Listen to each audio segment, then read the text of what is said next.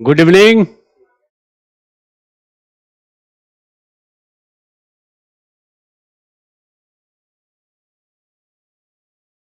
Audio video clear है?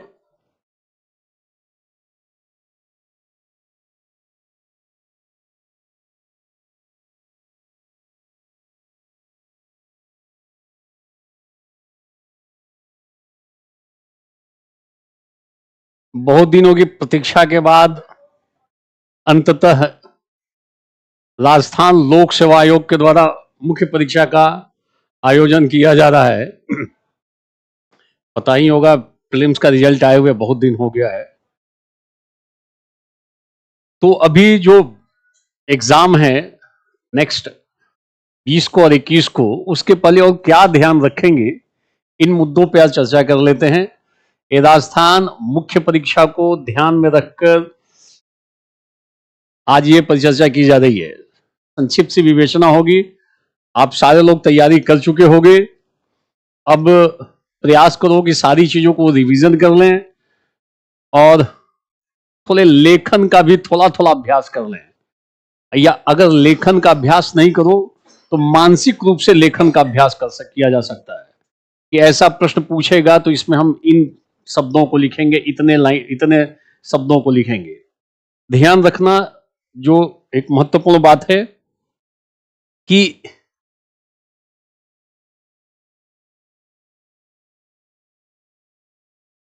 राजस्थान मुख्य परीक्षा में 2 नंबर, 5 नंबर और 10 नंबर के प्रश्न पूछे जा रहे हैं। ध्यान रखेंगे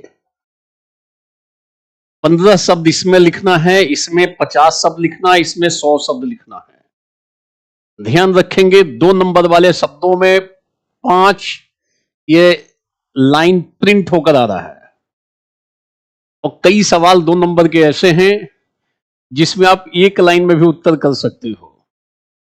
तो आपको प्रयास करना चाहिए कि चूंकि लिखा हुआ है 15 शब्द, तो ऐसा नहीं हो कि 4 लाइन खाली रहे और एक ही लाइन में जवाब हो जाए। ध्यान रखना पिछले वर्षों के जो सफल लोग हैं, ऊपर के टॉपर्स हैं, उनकी कॉपियां भी आरटीआई के माध्यम से निकल जाती हैं। सफल लोगों की, जिन्होंने बेहतरीन रैंक प्राप्त किए हैं। तो कई वर्षों के अनुभव के आधार पर मैं ऐसा कह सकता हूं, क्योंकि आरएस कई वर्षों तक मैंने क्लासेस ली हैं। तो आप प्रयास करो कि 3 से 4 लाइन, संभव हो तो पूरा लाइन भर दो। लिखा हुआ ठीक है 15 शब्द, आप 20 से 25 शब्द भी जा सकते हो, क्योंकि ऑलरेडी स्पेस दिया हुआ है उसमें। टीचर को खाली खाली ना समझ में आएगी 4 लाइन खाली है और एक ही लाइन में लिख दियो। ध्यान रखेंगे आप 5 नंबर वाले में 50 शब्द में 10 लाइन है, और इसमें 20 लाइन ऑलरेडी प्रिंट होकर आ रहे हैं, लाइनिंग आ रही है। तो थोड़ा ध्यान रखेंगे, प्रयास करेंगे बहुत ज्यादा खाली शेष न रह जाए।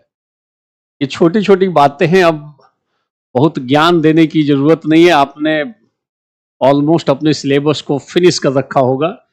अंतिम चरण में कुछ चीजों को जो मैं हिंट दे रहा हूं, ध्यान रखेंगे तो बेहतर होगा। चीजों को आप और ध्यान रखेंगे। ये तो बात एक हो गई, अभी तक का यही संदर्भ है। आप वैसे जब एग्जाम देने जाओ तो डायरेक्शन जरूर पढ़ लो, निर्देश पढ़ लेना चाहिए, क्योंकि कभी कभी अचानक भी ये अंकों की स्थिति बदलती है। तो आप ध्यान रखेंगे जब आप एग्जाम देने जाएं तो सबसे पहले निर्देश को पढ़ें ठीक से। यहां 2 नंबर के हैं, 5 नंबर के हैं, 10 नंबर के सवाल हैं, इतनी संख्या में सवाल हैं। इन चीजों का स्पष्टीकरण शुरू में ही हो जाए, लिखने से पहले एक राउंड आराम से देख सकते हो, पता चल जाएगा। दूसरी बात है कि कभी कभी कुछ सवाल ऐसे मिलेंगे जिसमें मान लो एक कोई सवाल है जिसमें 6 शब्द आए हो और ओवरऑल सवाल समझ में ना आ रहा हो। संभव है, देखो जो जानते हो तो आराम से लिख लोगे, कोई दिक्कत नहीं है उसमें, और ऐड करने की जरूरत नहीं है मुझे।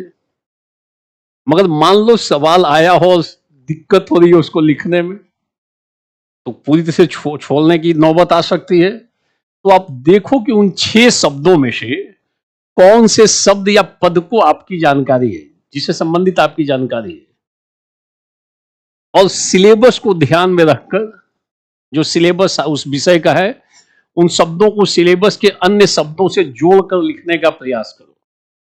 ध्यान रखेंगे, अगर आप सारे लोग विषय को पढ़ चुके होंगे, तैयारी आपकी लगभग पूरी हो चुकी होगी, अब अंतिम चरण में जाना है। अपने को ठीक से केवल मानसिक रूप से आप अपने को संतुलन बनाए रखो, अपने ऊपर विश्वास रखो कि जो आए उसको अच्छे से लिख दे।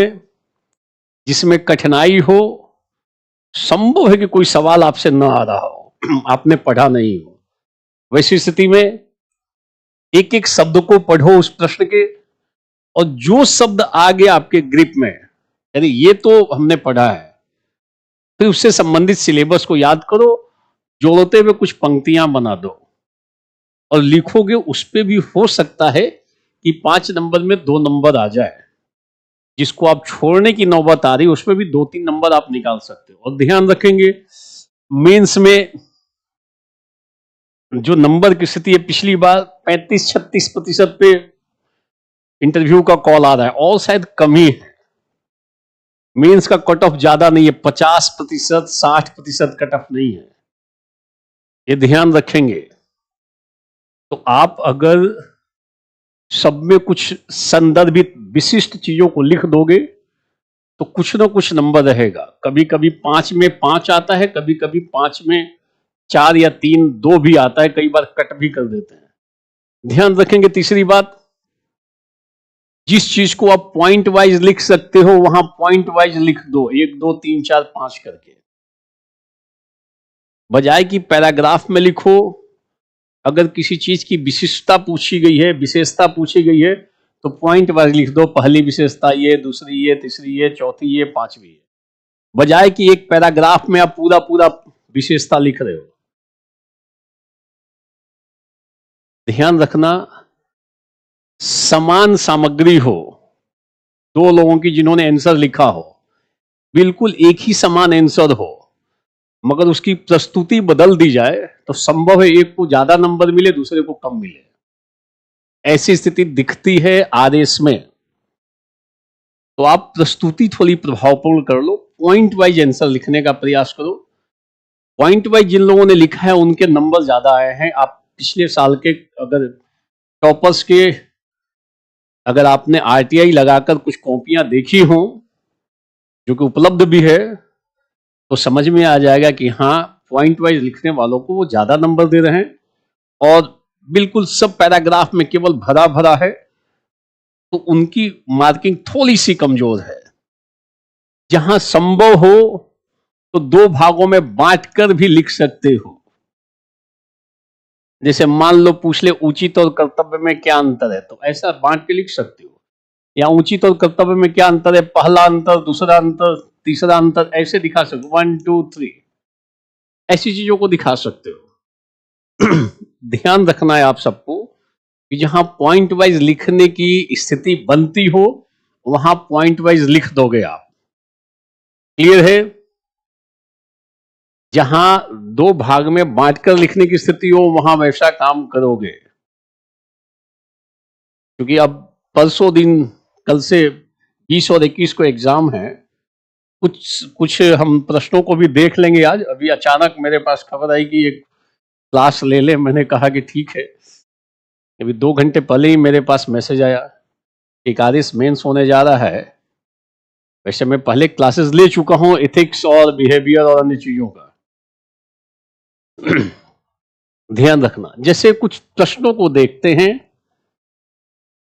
और उनके उत्तर को भी जानने का प्रयास करते हैं। एक तरीके से रिवीजन भी हो जाएगा, कुछ हो सकता है नया भी आपको मिल जाए। जैसे गांधी से हर एक वर्ष सवाल पूछा जा रहा है। सवाल पूछा जा सकता है, एकादश व्रत क्या है? एकादश व्रत या एकादश व्रत के महत्व बताएं। पिछले साल सवाल था गांधी के महत्व को दर्शाएं। तो महत्व में एक महत्व यह भी है कि गांधी ने एकादश व्रत की बात की। जो शुरू में मैंने बताया वो ध्यान रखना। कि आप अभी लिखने की यदि प्रैक्टिस नहीं कर रहे हो तो मानसिक रूप से लेखन की प्रैक्टिस कर लो। लिखते वक्त पॉइंट वाइज लिखने का प्रयास करो। जहां स्थिति हो रही है बांट कर लिखने की, 2 पार्ट में, वहां 2 पार्ट में बांट कर लिखो, बेहतर रहेगा। नंबर ज्यादा आ रहा है उस पर। आरएस मेंस में जैसे हम सवाल को देख रहे हैं, एकादश व्रत क्या है, तो गांधी के एकादश व्रतों को आप लिख सकते हो। याद करने के दृष्टिकोण से आप ध्यान रखना, 5 तो वही हैं जो पंचशील में हैं या यम में हैं, या अगर आप जैनिज्म के अगर आप देखोगे, यम जो योग दर्शन में यम है, या जैन दर्शन में जो महाव्रत हैं, या बुद्धिज्म में जो पंचशील हैं, उसके 5 तो इसमें भी आ जाते हैं। सत्य, अहिंसा, अस्तेय, अपरिग्रह और ब्रह्मचर्य, तो 5 तो ये हो गए। और ये 5 पूछ ले योग दर्शन में यम बताएं, सत्य, अहिंसा, अस्तेय, अपरिग्रह, ब्रह्मचर्य। बौद्ध में पंच महाव्रत बताएं, सत्य, अहिंसा, अस्तेय, अपरिग्रह, ब्रह्मचर्य। पंचशील से भी जुड़ा हुआ है बुद्धिज्म के, ध्यान रखेंगे। तो 5 एकादश में हम लोग को 11 लिखना है, 1 और 10 11 होता है। 11 में 5 तो आपको मिल गए यहीं से, सत्य, अहिंसा, अस्तेय, अपरिग्रह और ब्रह्मचर्य। और 3 की शुरुआत अ से है और 3 की शुरुआत स से है, थोड़ा सा ध्यान रखेंगे, एस से है। अ से कौन कौन से हो गए, अभय हो गया, ऐसे याद करने में आसानी होगी। 11 का 11 लिख दी और एकादश व्रत पे 2 नंबर का सवाल है तो 2 में 2 आएगा 100%। ऐसे सवालों में एक आधा नंबर भी नहीं कटेगा। और राजस्थान पीसीएस में एक एक नंबर की फाइट है मेंस में,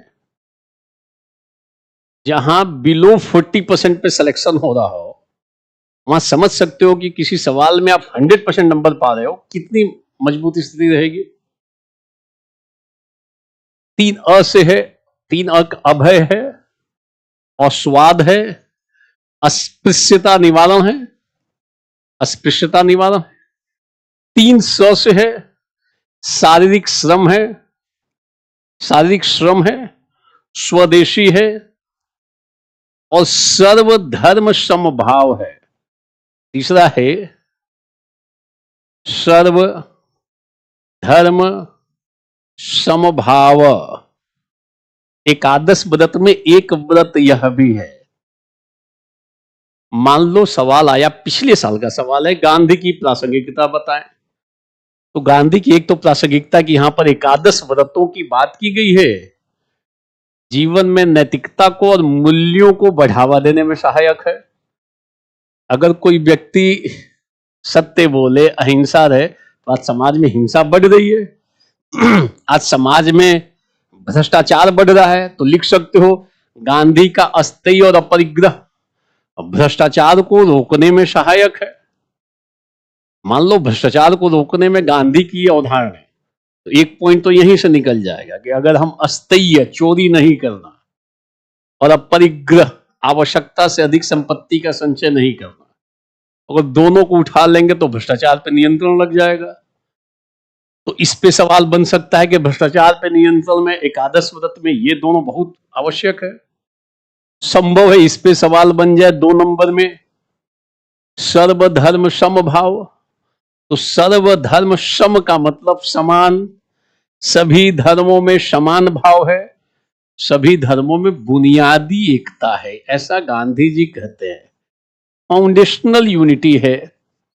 सम का मतलब समान है, सबकी बुनियाद समान है। सब में समभाव का मतलब है सब में दया की बात की गई है, सब में सत्य की बात की गई है, सारे धर्मों में न्याय की बात की गई है, सारे धर्मों में प्रेम की बात की गई है। वर्ल्ड के जितने रिलीजन हैं सब कहते हैं रक्षा करो निर्दोष व्यक्ति की। कोई वर्ल्ड का रिलीजन नहीं कहता है कि निर्दोष हो और आपकी शरण में आए और उसका वध कर दे। रक्षा की बात, सेवा की बात वर्ल्ड के सभी रिलीजन करते हैं, ये मूल रूप से करते हैं। तो सर्व धर्म समभाव, हो सकता है कि सांप्रदायिकता का निवारण करने में सर्वधर्म समभाव की अवधारणा महत्वपूर्ण है। भ्रष्टाचार को रोकने में अस्थेय और अपरिग्रह की अवधारणा महत्वपूर्ण है। जीवन में नैतिक मूल्यों को बढ़ावा देने में एकादश व्रत की अवधारणा महत्वपूर्ण है। बोलो, समाज में ऊंच नीच छुआछूत अभी भी है, इसको दूर करने में ये अस्पृश्यता निवारण की अवधारणा महत्वपूर्ण है। अस्पृश्यता निवारण, आज आत्मनिर्भर भारत की बात हो रही है, स्वदेशी की बात हो रही है। हम लोग अब प्रयास कर रहे हैं कि विदेश से ज्यादा हथियार न खरीदें। स्वदेशी की बात गांधी ने कर रखी है, एकादश में से एक व्रत यह भी है स्वदेशी। तो देखो हम लोग साकारित कर रहे हैं इसको, कितनी प्रासंगिकता। अगर एकादश व्रत अगर आप पढ़ के गए हो, कहीं ना कहीं लिख रहे हो, और हो सकता है एकादश व्रत पूछ ले, नहीं अगर आए तो इसके पाठ को घुमा के कहीं कहीं लिख देंगे। हो सकता है सर्वधर्म समभाव पूछ ले। बोलो, अस्पृश्यता निवारण का मतलब ऊंच नीच छुआछूत ये सब नहीं होना चाहिए। क्लियर? आज भौतिकतावादी संस्कृति प्रबल हो रही है, उसके निवारण में अस्वाद, मतलब जीवा पे नियंत्रण रखो, यह भी तो जरूरी है। तो एकादश व्रत पे सवाल आए, मान लो नहीं है तब पर भी उपयोगी है। जो व्यक्ति सत्याग्रह करने जा रहा है उसको एकादश व्रतों से युक्त होना चाहिए। आसानी से खेल गए, हो सकता है किसी पाठ पे आ जाए जिसे सर्वधर्म समभाव, सभी धर्मों में समान, समान मूलतः समान भाव है, सभी धर्मों में बुनियादी एकता है। यहां पे और ध्यान रखना, सर्वधर्म समभाव कहता है कि सभी धर्मों में सह अस्तित्व का भाव होना चाहिए, साथ साथ सब अस्तित्वमान करें। सभी धर्मों में संवाद होना चाहिए, आपस में डायलॉग, दूरी नहीं, तटस्थता नहीं, परस्पर संवाद हो, सह अस्तित्व का भाव हो, परस्पर सहभागिता हो, म्यूचुअल पार्टिसिपेशन होना चाहिए। अगर ऐसा हो रहा है तो हम जो बढ़ती हुई सांप्रदायिकता है, सांप्रदायिकता, कट्टरता, इसको हम लोग कंट्रोल कर सकते हैं अगर इस अवधारणा को बढ़ावा दिया जाए तो। कितनी अच्छी बात गांधी ने बोल रखी है, प्रासंगिकता है गांधी जी की, ऐसा कर सकते हैं हम लोग।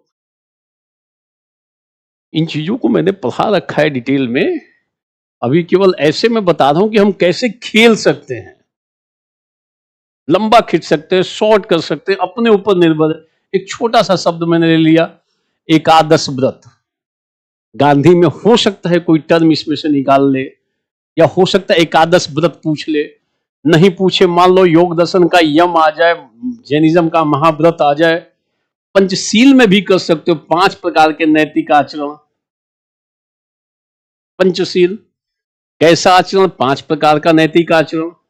सत्य बोलो, झूठ नहीं बोलना चाहिए, हिंसा नहीं करनी चाहिए, अहिंसक बने रहो, चोरी मत करो, बिना किसी से पूछो उसका सामान मत लो, अदिन्ना दानम बेरमली है, बिना दी हुई वस्तु को लेना नहीं चाहिए।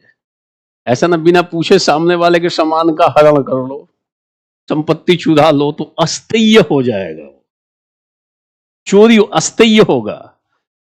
अस्थेय और लगा हुआ है, इसका मतलब चोरी नहीं करना, ध्यान रखना।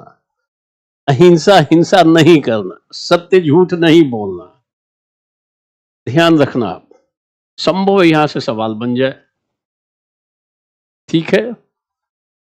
क्लियर?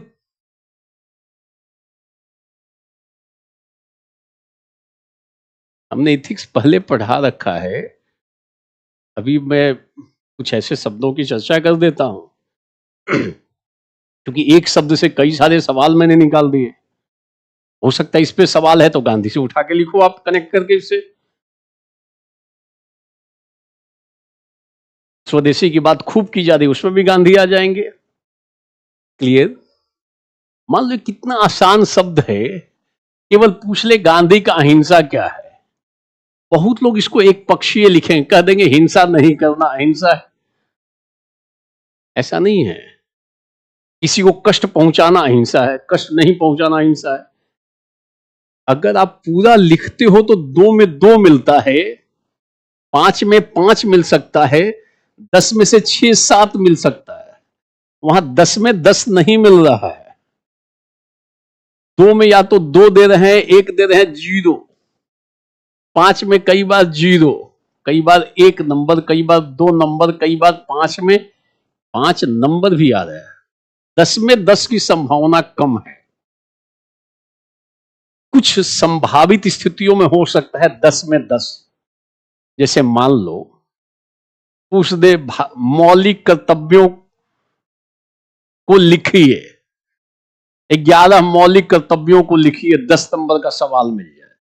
और आपने 11 रटे हुए हैं, 11 को 11 आपने लिख दिया, एज इट इज डिट्टो छाप दिया। 10 में 10 संभव है, क्योंकि पीएचडी धारी शिक्षक होंगे, प्रोफेसर साहब होंगे, वो भी 11 ही जानते हैं, 12वां नहीं जानते हैं। मतलब आप जो लिखोगे और जो प्रोफेसर साहब की जानकारी है, दोनों बराबर। बराबर का मतलब अब फुल मार्क्स।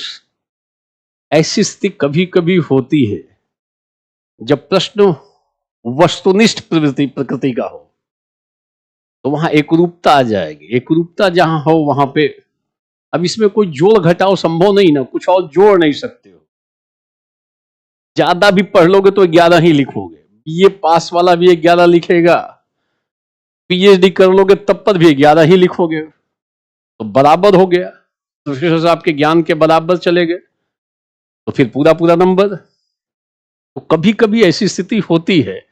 अदरवाइज राजस्थान का जो मैंने देखा है अभी तक, 2 में 2 संभव, 5 में 5 संभव, ये बिरले कभी कभी, या फिर सामान्यतः नहीं। ध्यान रखेंगे। जैसे मान लो अपने सिलेबस में पढ़ना है शुभ, और मान लो पूछ ले मूल के बारे में कि मूल के अनुसार शुभ जो है क्या है, बहुतों के ऊपर से निकल जाएगा। संभव है, मैंने क्लास में पढ़ाते वक्त भी इस पे बल देकर पढ़ाया कि संभव है कि ऐसे सवालों पर, क्योंकि हर एक साल राजस्थान पीसीएस अलग अलग पेपरों में, आप व्यवहार का पेपर देखोगे, आप समाजशास्त्र का पेपर देखोगे या विधि का पेपर देखोगे, कुछ एक शब्दों को वो स्पेशली अलग से निकाल रहे हैं। कुछ कुछ प्रश्न ऐसे बना रहे हैं कि हो सकता है साइकोलॉजी व्यवहार में, व्यवहार साइकोलॉजी का पार्ट है, आप साइकोलॉजी से एमए हो तब पर भी वो प्रश्न आपके लिए कठिनाई पैदा कर दे। कभी कभी इस स्तर के प्रश्न वो निकाल रहे हैं, तो अपने को सतर्क रहना चाहिए। हो सकता है शुभ पे मूड आ जाए, तो मूड कहते हैं शुभ एक सरल तथ्य है, सिंपल नोशन है, और यह अपरिभाष्य है। शुभ एक सरल प्रत्यय है जो अपरिभाष्य है, इनडिफाइनेबल है, अविश्लेष्य, अनएनालाइजेबल है, अविश्लेष्य है। लिख लो, कहीं आ गया 2 नंबर में तो खोजना तो मेरी कॉपी को पड़ेगा, या फिर आप ओरिजिनल टेक्स्ट पे जाते हो, इथिक्स की स्पेशली किताब पे जाओगे तो ऐसी चीजें मिलेंगी, नहीं तो नहीं मिलेंगी।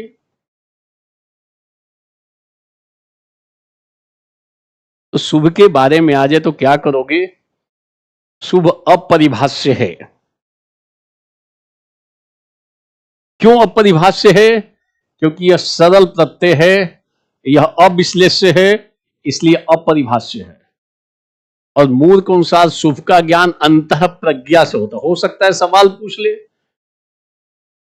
मूल के दर्शन में शुभ का संप्रत्यय, concept of good in Moore's philosophy, पढ़ना है शुभ, ध्यान रखना किसके अकॉर्डिंगली शुभ ये नहीं बताया गया है। तो जब शुभ के बारे में और डिटेल में जाते हो तो मूर की भी अवधारणा आती है। जॉर्ज एडवर्ड मूर, GE मूर, MOORE, उस समय ऐसी चीजें आती हैं कि शुभ सरल है, अविश्लेष्य है, निष्प्राकृतिक है, इसलिए अपरिभाष्य है। आप इसको किसी अलौकिक गुण के आधार पर, प्राकृतिक गुण के आधार पर व्याख्या नहीं कर सकते हो।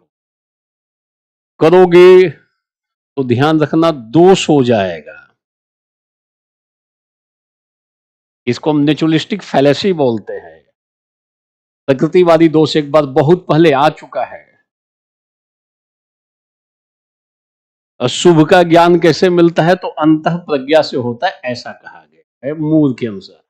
तो 2 नंबर में पूछ ले शुभ मूल के अनुसार हो सकता है, तो वहां पे लिख दो शुभ मूल के अनुसार, या मूल अपनी पुस्तक प्रिंसिपिया इथिका में, ये भी ध्यान कर लो, प्रिंसिपिया इथिका में कहते हैं कि शुभ जो है ये अपरिभाष्य है, इनडिफाइनेबल है। क्यों? क्योंकि वह सरल है, अविश्लेष्य है, निप्राकृतिक गुण है। ठीक है, ऐसा हो सकता है। क्लियर? बोलो, सारे लोग बोल लो क्लियर। तो अब देखो, अब तो बिल्कुल कुछ घंटे बचे हुए हैं। परसों दिन आपका 20 को, आज 18 तारीख है, 20 तारीख को 20 और 21 2 दिन के अंदर, मतलब इतने दिनों की तैयारी, और वो 20 और 21 एकदम रफ्तार के साथ आपका मेंस खत्म हो जाए। समझो इतने दिनों का आपका यत्न, प्रयत्न, प्रयास, लेखन, अभ्यास, अगर 2 दिन ठीक से गुजर जाता है, 2 दिन अच्छे से अपने को मानसिक रूप से संतुलित रखते हो, ईश्वर को याद कर लो, अपने पुरखों को याद कर लो। राजस्थान में जो RS का जो एग्जाम है, बेहतरीन एग्जाम है और बेहतरीन पोस्ट है, और जो दशा है IAS की, इस बार भी हमको लगता है 4-5% रिजल्ट हुआ है ओवरऑल, उसमें से 2% फ्रेशर्स होंगे, और टॉप 500 में शायद 5 से 6 लोग हैं IAS हिंदी मीडियम में IAS में। सोशल मीडिया से थोड़ा अलग टाइप का चीजें पता चलता है कि लगता है कि हिंदी मीडियम छाया हुआ है। हिंदी मीडियम की दशा बहुत खराब है। ऐसी स्थिति में बजाय कि आप 600 रैंक पाइए IAS में, RS में जाके SDM बन लो। ये ज्यादा बेहतर है कि RS राजस्थान कैडर में SDM बनो, राजस्थान में रहोगे, SDM राजस्थान, और ये ज्यादा आसान है कंपेयर टू यहां। एकदम पूरी ताकत झोंक दो, दिन रात एक, और जितने लोग आप लोग एग्जाम दे रहे हो, अभी भी जो इतने घंटे बचे हुए हैं, अब तो 2 डिजिट में घंटे बचे हुए हैं, तो जितना हो सकता है एफर्ट कर लो इसी में ही। अगले एग्जाम के बारे में सोचो मत कि अगली बार ठीक से देंगे, बढ़िया देंगे। अभी समझाओ अपने आप को कि इस बार ठीक से हो गया तो इसी में हो सकता है। 35% नंबर पाना कौन सी बड़ी बात है? 40% से कम पे सिलेक्शन हो रहा है, 40% नंबर नहीं आएगा। आपका जो चौथा पेपर है, जो हिंदी और इंग्लिश का है, 4th पेपर, इसमें हो सकता है कि आप 60% प्लस नंबर पा लो, ठीक से अगर तैयारी किए हो तो। और फर्स्ट 3 पेपर में थोड़ा कम भी आएगा, तब पर भी चलेगा। 160% तो वहां पे आ रहा है, तो पहले 3 पेपर में दशा क्या है आप समझ सकते हो, कितना नंबर लोगों को आ रहा है। 34%, 32%, 30% लोग नंबर पा रहे हैं, और 35-36% नंबर पाके अच्छा सा जॉब, अच्छी सी सेवा पा दे रहे हैं, पोस्ट पा रहे हैं। कितना आसान है, ठीक से लिख तो दो। जब 2 नंबर का सवाल लिखोगे ना, टीचर जरूर एक एक लाइन पढ़ता है। अच्छे शब्दों का प्रयोग करो। एक ही शब्द को 3 बार, इसमें एक ही शब्द 3, पहले लाइन में वो शब्द आया, फिर तीसरे लाइन में, फिर 5वें लाइन में, प्रभाव घट जाएगा। पर्यायवाची शब्दों का प्रयोग कर दो अगर ऐसी स्थिति हो रही हो तो। रिपीट मत करो शब्द को। टीचर जो चेक कर रहे हैं लोग, 2 में 2 दे रहे हैं, क्यों 2 में 2 मिला है कुछ पता नहीं चलता है। 2 में 0 है, क्यों 0 मिला, क्यों 1 मिला, एनालिसिस करना पड़ेगा। आप जब बारीक एनालिसिस करोगे तब पता चलता है कि 2 में 0 क्यों दिया इनको। अदरवाइज कई लोग भाग्य का दोष देने लगते हैं कि भाग्य में नहीं है। मैंने बारीकी से उसको गो थ्रू करने का प्रयास किया, कुछ ना कुछ ग्राउंड रहता है। लोग उसको भाग्य से जोड़कर अपने को सांत्वना देने लगते हैं, ऐसा नहीं है। आप पकड़ो कि क्यों 0 आया, क्यों 1 आया। जो लोग 2 नंबर पाए हैं उसमें कुछ विशिष्ट शब्दों का प्रयोग है, कुछ स्पेसिफिक शब्द आ रहे हैं जो सवाल का उत्तर लिखते वक्त जरूरी है। टीचर उन शब्दों को खोज रहे हैं, अगर वो शब्द दिख गए तो नंबर है, अदरवाइज गायब है, 0। तो थोड़ा स्पेसिफिक 2 नंबर में पिन पॉइंट उत्तर लिखो आप, बेहतरीन शब्द जो उस टॉपिक विषय से जुड़े हुए हैं, फिर 2 में 2 आएगा। क्लियर? सारे लोग बोलो क्लियर। हमने 2 ऐसे प्रश्नों को बता दिया कि ये कोई देखो गेस नहीं है, कोई ऐसा पाठ नहीं है, अपना जितने सालों का अनुभव है। कई बार पिछली बार संयोग था कि एक टॉपिक मैंने आईएएस में पढ़ाया, हूबहू आ गया, तो संयोग पहली बार ऐसा रहा था। कई वर्षों का अनुभव, अपना भी इंट्यूशन, अपना भी जो इतने व्यापक जो संदर्भ बना हुआ है, तो उसके आधार पे कभी कभी गेस तो हर एक साल सारे बच्चे करते हैं, यहाँ ये सवाल बन सकता है, ऐसा सवाल बन सकता है, फिर उसकी तैयारी भी की जाती है, तो आप करो। मगर यहाँ पे पूरा सिलेबस पढ़ के जाना है। ये वो एग्जाम नहीं है कि 10 बीए का एग्जाम की 10 सवाल आएगा, उसमें से 5 लिखो आप। विकल्प विहीनता की स्थिति है। अगर 2 नंबर के 10 सवाल हैं तो 10 के 10 लिखने हैं। कोई टॉपिक छोड़ोगे खत्म, मामला खत्म, 2 नंबर कट जाएगा, 4 नंबर खत्म हो जाएगा। तो पढ़ते वक्त कुछ पे विशिष्ट बल दे दो कि हाँ 10 नंबर में ऐसा सवाल बन सकता है, 5 नंबर में ऐसा बन सकता है। प्रीवियस ईयर का सवालों को गो थ्रू करते हैं तो ऐसा हमें लगने लगता है कि हाँ इस टाइप का सवाल बन सकता है। उसको ध्यान में रखकर भी तैयारी को और विस्तार दिया जाता है। कॉपी चीजों को ध्यान रखना, लिखते वक्त जब सवाल न आए, 10 नंबर का सवाल आ गया हो, नहीं आए, तो जो शब्द पकड़ में आ जाए या जो पद पकड़ में आ जाए, उसके पक्ष विपक्ष, उसका डिनोटेशन कोनोटेशन सब पकड़ लो, उसको कोरिलेट करो सिलेबस के अन्य पदों, अन्य अवयवों से, और धीरे धीरे विस्तार करके लिख डालो। इथिक्स से कनेक्ट करके, इथिक्स से पेपर में इथिक्स से कनेक्ट करके लिख डालो, बजाय कि छोड़ने की नौबत हो, कुछ तो नंबर आ ही जाएगा। और हो सकता अच्छे से कनेक्ट करके लिख दो तो बढ़िया स्थिति उभर जाए। क्लियर? बोलो सारे लोग क्लियर? अब एक अच्छे मानसिक सेटअप के साथ एग्जाम देने जाओ। जिस दिन एग्जाम हो 20 तारीख को, बहुत 19 तारीख को लेट नाइट नहीं पढ़ना, समय से सो जाओ, सुबह उठ के थोड़ा बहुत एक राउंड ऐसे देख सकते हो, अच्छे से फ्रेश होकर जा रहे हो तो लिख कर आओगे अगर आप पढ़े हो तो। और ये भाव लेकर जाओ कि यदि आपको सवाल टफ लग रहा है पढ़ने के बाद भी, तो दूसरे को भी टफ लगेगा। और जब सवाल वास्तव में टफ हो तो फिर वो सवाल टफ नहीं माना जाता। जिस सवाल का उत्तर सबको कठिनाई हो रही है लिखने में, तो फिर इसका मतलब कट ऑफ तो नीचे जाएगा ही जाएगा। और जिस सवाल का उत्तर सबको पता है, इसका मतलब एग्जाम ज्यादा कठिन होने जा रहा है। सब लोग लिख देंगे तो मार्किंग वो लोग और कड़ी कर देंगे, सबका तो सिलेक्शन होगा नहीं। तो कठिन सवालों में छांटना बड़ा आसान हो जाता है सामने वालों को। थोड़ा सवाल कठिन होगा ही होगा, और सवाल जब आप गए हो एग्जाम में और सवाल आपको लगने लगे कठिन, तो आराम से मुस्कुराओ, थोड़ा इधर उधर देखो, लगेगा कि हाँ सबको कठिनाई हो रही है।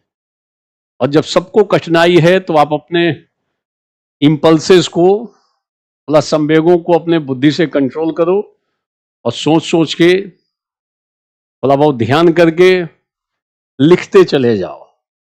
ये ध्यान रखना, प्रासंगिक शब्दों को डालो जो उस विषय से संबंधित है, फिर नंबर आता है।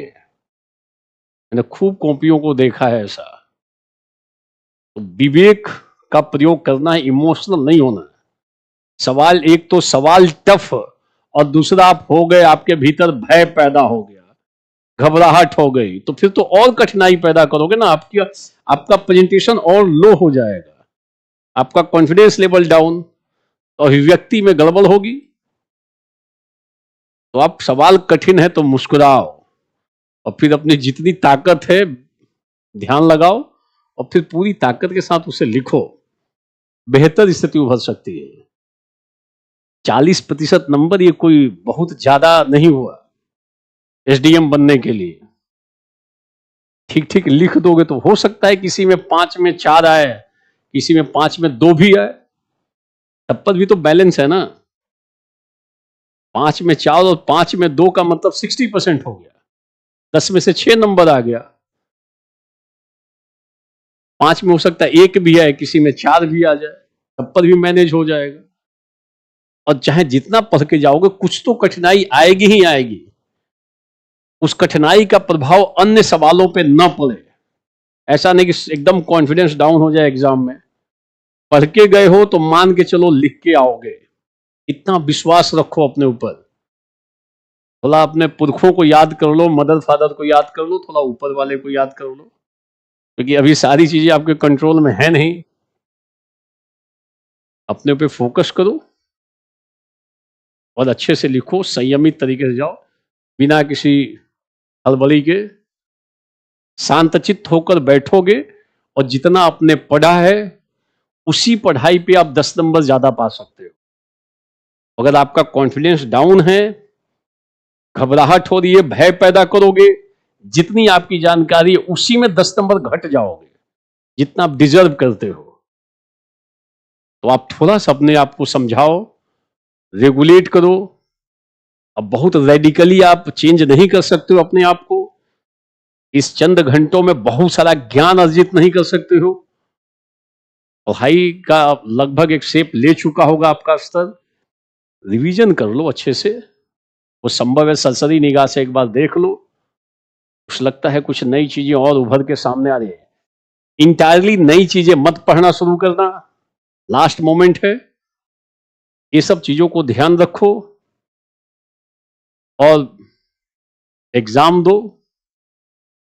मेहनत करके संयम के साथ धैर्यपूर्वक संवेगात्मक बुद्धि का परिचय देते हुए काम करोगे तो सफलता प्राप्त हो सकती है, इसमें कोई संदेह नहीं है। Clear? Thank you, all the best.